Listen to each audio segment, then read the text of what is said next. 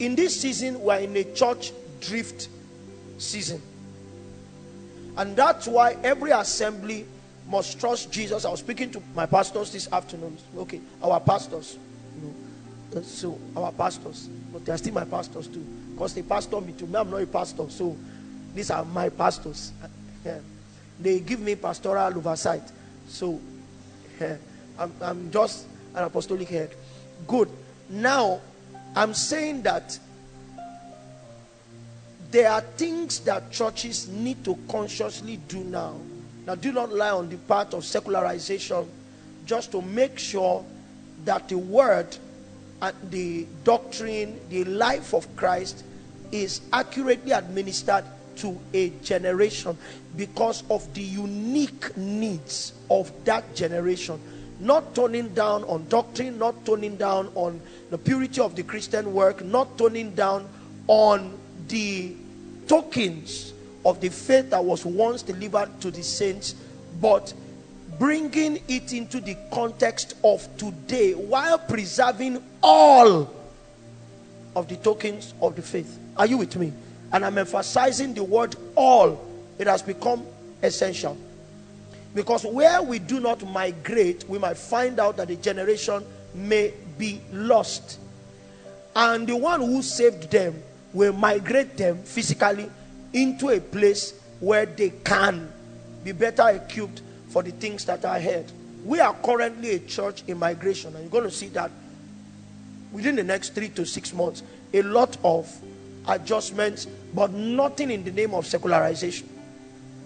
The purity of the Christian walk will be born, and in nothing will we be defaulting. That's why we're taking our time to look deeply at those things, but that's what we're doing. Are you with me? Working on our church experience, working on the choir, working on the prayer experience, working on involving everyone in church life, where everybody's responsible to do something. We want to migrate people from membership into the workforce en masse. But in your own little area, your God fragrance is being felt. That's what creates ownership. We want to ensure that the family shape of church is strengthened. The brotherhood is stronger. Life and the movement of resources moves in a more seamless fashion. Access to leadership is stronger. Those are the things we are looking for. The reality of fathering and mothering and brotherhood and sisterhood is stronger. These are the adjustments that need to be made. Are you with me? But with the purity of Christian life, where these things are not done in the next 2-3 years, there's going to be mass migration in spite of what you are doing. Have you found out that the mainline churches are developing youth churches? Well, I'm not going to critique yet, because I believe that many of the youth churches are still in the process of migration. There's a lot of things we are seeing now that show that I's have not been dotted and T's have not been well crossed. I hope that there are plans to do that, but every major church is doing that. I'm personally involved in the migrations of some of the churches. To say, okay, you've been around students for a while. What are the things you do? Some churches are bringing in very raw prayer experiences, very strong new worship patterns that are pure, not necessarily wild. Are you with me? I was sharing with one of my big uncle yesterday that I'm trying to dress down these days. How many of you have noticed that? How many times do I wear suits now? It's because you guys don't wear suits. So if I'm the only one that wears suits, it gives me a far away thing. When you see me during the week, do I look like a student or not? Jean trousers, t-shirts, sometimes trainers with earpieces, like you wear them. That way you can meet me on the road and say, sir, I have a problem. I'm more accessible. What if in the sun I wear black suit and green tie and I'm walking around? Do I become accessible? I can dress the way you dress within the bounds of morality.